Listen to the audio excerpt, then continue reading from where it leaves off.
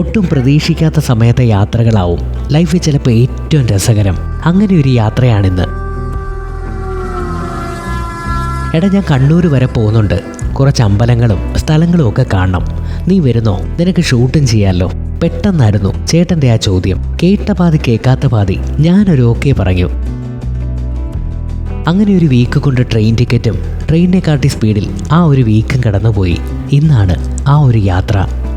Fourth മ്യൂസിക്കിലേക്ക് സ്വാഗതം.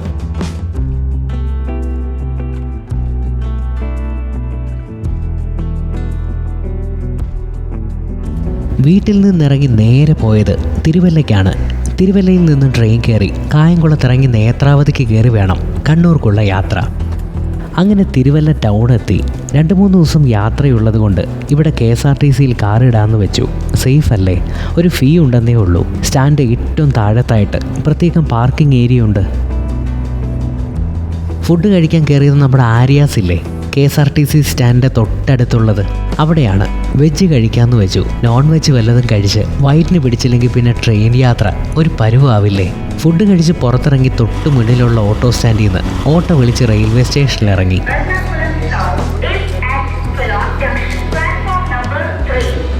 കായംകുളത്തിന് പെട്ടെന്ന് തന്നെ ട്രെയിൻ ഉണ്ടായിരുന്നു. അങ്ങനെ തിരുവല്ല വഴി കായംകുളത്തിറങ്ങി കണ്ണൂർക്കുള്ള ട്രെയിൻ പിടിച്ചു. രണ്ടിടത്തും അധികം നേരം നിൽക്കേണ്ടി വന്നില്ല. ട്രെയിൻ നമ്പർ 0858 കൊല്ലം.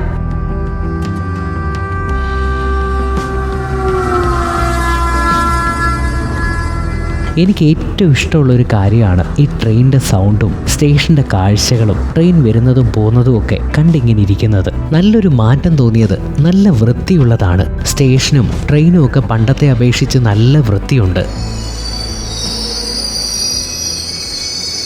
അങ്ങനെ കാത്തിരിപ്പിനൊടുവിൽ നമ്മുടെ ട്രെയിൻ എത്തി.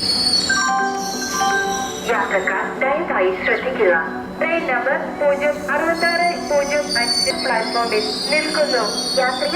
സീറ്റ് നമ്പർ കിട്ടിയത് താഴത്തെ സീറ്റായതുകൊണ്ട് രക്ഷപ്പെട്ടു. വിൻഡോ സീറ്റ് കൂടി ആയതുകൊണ്ട് ഷൂട്ടും ചെയ്യാം.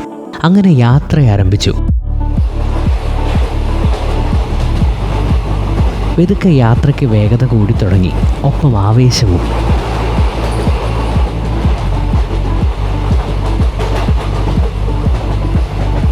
The best part of life is always travelling. ശരിയല്ലേ?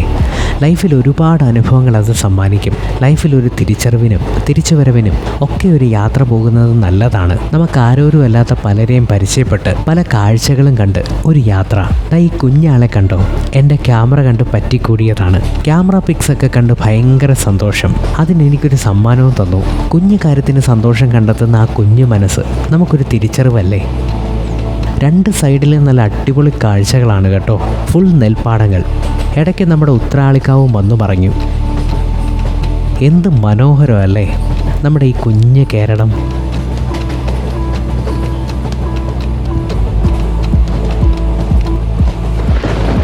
രാത്രി ഇരുട്ട് മൂടിയ അന്തരീക്ഷത്തിൽ മഴ താളം പിടിച്ചു തുടങ്ങി.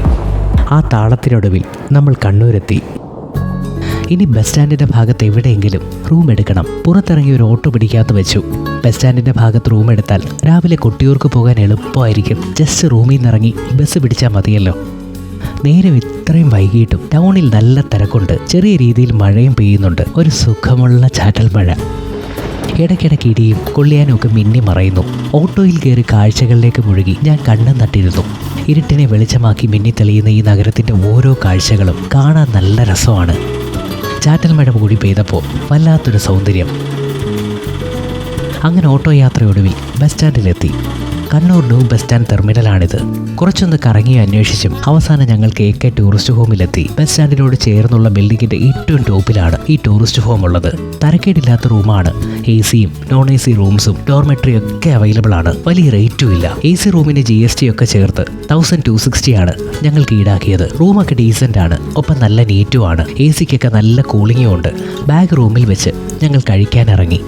ആദ്യം കയറിയ ഹോട്ടൽ ബസ് സ്റ്റാൻഡിനോട് ചേർന്നായിരുന്നു. കഴിക്കാൻ കിട്ടിയ ബിരിയാണിയുടെ അച്ചാറിൽ പുഴുവിനെ കിട്ടി ബോധിച്ചതുകൊണ്ട് പുറത്തിറങ്ങിയ ഒരു ഓട്ടോ ചേട്ടനോട് ചോദിച്ചു. വിവരമറിഞ്ഞ ചേട്ടൻ വായിൽ തോന്നിയ 2 തെറി ഹോട്ടൽ നോക്കി വിളിച്ചു. എന്നിട്ട് ഞങ്ങളെയും കൊണ്ട് നല്ലൊരു ബിരിയാണി കിട്ടുന്ന ഒരു കടയിലെത്തിച്ചു. അങ്ങനെ ഫുഡ് കഴിച്ച് റൂമിലേക്ക് മടങ്ങി. ഇപ്പോഴും മഴ നല്ല തകർത്ത് പെയ്യുന്നുണ്ട്. അങ്ങനെ രാവിലെ എഴുന്നേറ്റ് ബസ് കാത്ത് നിപ്പ് ആരംഭിച്ചു. ചുറ്റുമുള്ള ഓരോ കാഴ്ചകളും നോക്കി അങ്ങനെ കണ്ണോടിയ വഴിയെ കണ്ണുടക്കിയതോ ബേക്കറിയുടെ ഈ ഭാഗത്തും. എന്തായാലും കുറച്ചു നേരമായി നിൽക്കുകയല്ലേ, എന്തെങ്കിലുമൊക്കെ കുറച്ചിട്ട് നിൽക്കാൻ ചേട്ടാ എന്ന് ഞാൻ പറഞ്ഞു. ഒരേ മൈൻഡ് സെറ്റ് ആയതുകൊണ്ട് ചേട്ടൻ ആ വിളി കേട്ടു. അങ്ങനെ കുറുപ്പിനൊടുവിൽ ഞങ്ങളുടെ ബസ് എത്തി.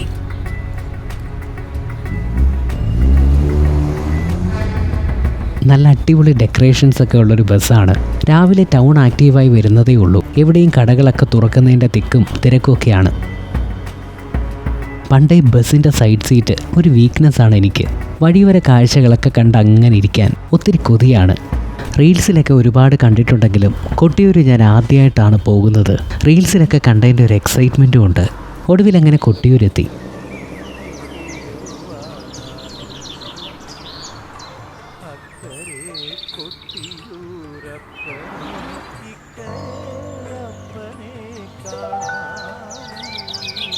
ശാന്തമായൊരു അന്തരീക്ഷം, നല്ല തണുത്ത ഇളം കാറ്റും അമ്പലത്തിലെ പാട്ടൊക്കെ ചേരുന്ന മനോഹരമായൊരു പ്രദേശം. എവിടെയും വൻ മരങ്ങൾ അലങ്കരിക്കുന്ന ശാന്തസുന്ദരമായ സ്ഥലം. ഇടയിലൂടെ ബാവലിപ്പുഴ ഒഴുകുന്നു. ഒത്ത നടുവിൽ കൊട്ടിയൂർ മഹാദേവർ ക്ഷേത്രവും. റോഡ് മുറിച്ച് കടന്ന് ക്ഷേത്രത്തിൻ്റെ ഭാഗത്തേക്ക് നടന്നു. മുന്നിലായി ചെറിയൊരു ആർച്ചുണ്ട്.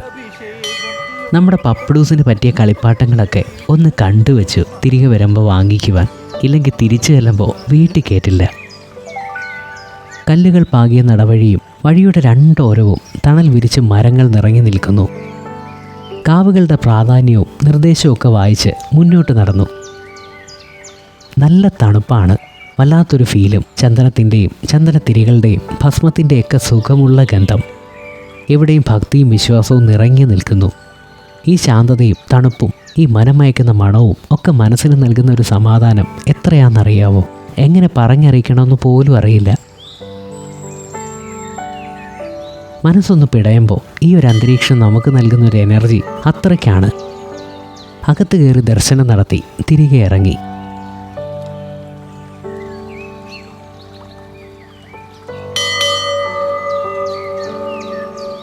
ഒരുപാട് പ്രത്യേകതകളുള്ള ക്ഷേത്രമാണ് കൊട്ടിയൂർ. ദക്ഷയാഗം നടന്ന ഭൂമി. തൻ്റെ അനുവാദം കൂടാതെ മഹാദേവനെ വിവാഹം കഴിച്ച മകളായ സതീദേവിയെ ദക്ഷയാഗത്തിൽ വെച്ച് ദക്ഷൻ അപമാനിക്കുകയും അതിൽ മനംനൊന്ത സതീദേവി ഹോമാഗ്നിയിൽ ചാടി ജീവനൊടുക്കുകയും ചെയ്തു. ഇതറിഞ്ഞ മഹാദേവൻ കോപം കൊണ്ട് ജടപറിച്ച് നിലത്തടിച്ചു. അതിൽ നിന്നും ജന്മം കൊണ്ട വീരഭദ്രൻ ദക്ഷനെ വധിക്കുകയും ചെയ്ത ഭൂമിയാണിത്.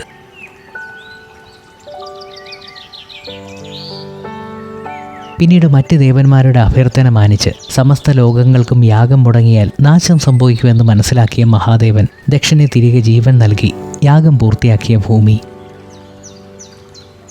ഒരുപാട് കഥകളുണ്ട് ഇനിയും ഈ ഭൂമിക്ക് പറയാൻ.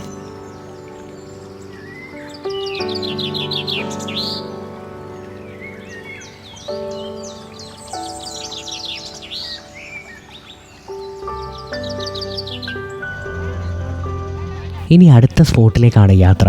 മൃദംഗ ശൈലേശ്വരി ക്ഷേത്രം. ഇവിടെ നിന്നും കുറച്ചു ദൂരമുണ്ട്. അതുകൊണ്ട് തന്നെ ഒരു ഓട്ടോ പിടിച്ചു. മുന്നോട്ടുള്ള യാത്രയിലും കൊട്ടിയൂർ തന്നെയായിരുന്നു ചർച്ച. ഓട്ടോ ചേട്ടൻ ഒരുപാട് കഥകൾ ഞങ്ങൾക്ക് പറഞ്ഞു തന്നു. വർഷത്തിലൊരിക്കൽ നടക്കുന്ന യാഗവും അതുമായി ബന്ധപ്പെട്ട ഓരോ കാര്യങ്ങളും എല്ലാം ഞങ്ങളൊരു എക്സൈറ്റ്മെൻറ്റോടാണ് കേട്ടിരുന്നത്. അങ്ങനെ കഥകൾക്കൊടുവിൽ മുഴുക്കുന്നെന്ന മനോഹരമായ ഗ്രാമപ്രദേശമായി. ഗ്രാമത്തിൻ്റെ മനോഹരമായ കാഴ്ചകളാണ് എങ്ങും. ഞങ്ങളെ സ്പോട്ടിലെത്തിച്ച് ഓട്ടോ ചേട്ടൻ മടങ്ങി. ഞങ്ങൾ ക്ഷേത്രത്തിലേക്ക് നടന്നു. കൊട്ടിയൂർ പോലെ തന്നെ മനോഹരമായ ഗ്രാമപ്രദേശത്തിൻ്റെ നടുവിലാണ് ഈ ക്ഷേത്രവും. അടുത്ത കാലത്താണ് ക്ഷേത്രം പുതുക്കി നിർമ്മിച്ചത്. വെട്ടുകൽ കൊണ്ട് മനോഹരമാക്കി നിർമ്മിച്ച ക്ഷേത്രം. വളരെ കാലം ജീർണിച്ച് കിടന്നിരുന്നൊരു ക്ഷേത്രമായിരുന്നു ഇത്. കേരള പോലീസിൽ നിന്നും വിരമിച്ച DGP അലക്സാണ്ടർ ജേക്കബ് സാറില്ലേ, അദ്ദേഹം ക്ഷേത്രവുമായി ബന്ധപ്പെട്ട ഒരു കൗതുകകരമായ കഥ ഒരു ഇൻ്റർവ്യൂവിൽ വെളിപ്പെടുത്തിയതോടെയാണ് ഈ ക്ഷേത്രം ഇത്രയും പ്രാധാന്യം നേടിയത്. ക്ഷേത്രത്തിലെ വിഗ്രഹം മോഷ്ടിക്കാൻ 3 തവണ കള്ളന്മാർ ശ്രമിച്ചതായും എന്നാൽ വിചിത്രമായ കാരണങ്ങൾ കൊണ്ട് ഓരോ തവണയും അവർ പരാജയപ്പെടുകയും ചെയ്തു.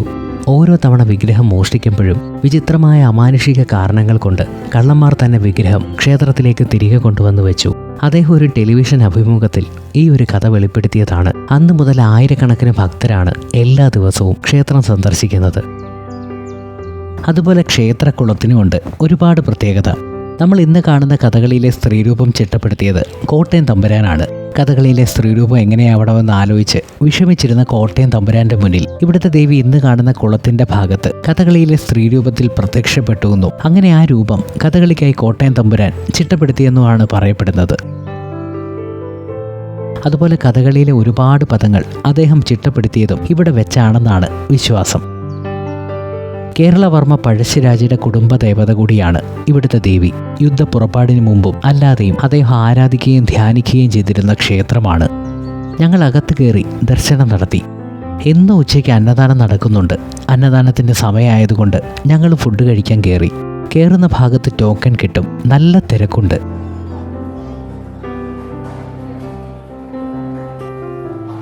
നല്ല ടേസ്റ്റുള്ള ഫുഡാണ്. കുറച്ച് കഴിച്ചപ്പോഴേ വയറ് നിറഞ്ഞു. അങ്ങനെ ഫുഡൊക്കെ കഴിച്ച് പുറത്തിറങ്ങി ജംഗ്ഷനിലേക്ക് നടന്നു. ബസ് കാത്ത് കുറച്ചു നേരം നിൽക്കേണ്ടതായി വരും. ഇവിടുത്തെ കാഴ്ചകളൊക്കെ കണ്ട് ഞാനും ചേട്ടനും കുറച്ചു നേരം സംസാരിച്ചിരുന്നു. നല്ല നാട്ടുമ്പുറത്തെ കാഴ്ചകളല്ലേ? പഴയ ഒരു സിനിമയുടെ നാട്ടുമ്പുറത്തെ കാഴ്ചകളൊക്കെ കാണുന്ന പോലെയാണ്. നല്ല ഭംഗിയുള്ള സ്ഥലം. ഒടുവിൽ ബസ്സും എത്തി. അങ്ങനെ യാത്ര തുടരുകയാണ് അടുത്ത ലക്ഷ്യം തേടി. അടുത്ത കണ്ണൂർ കാഴ്ചകളുമായി നാളെ കാണാം.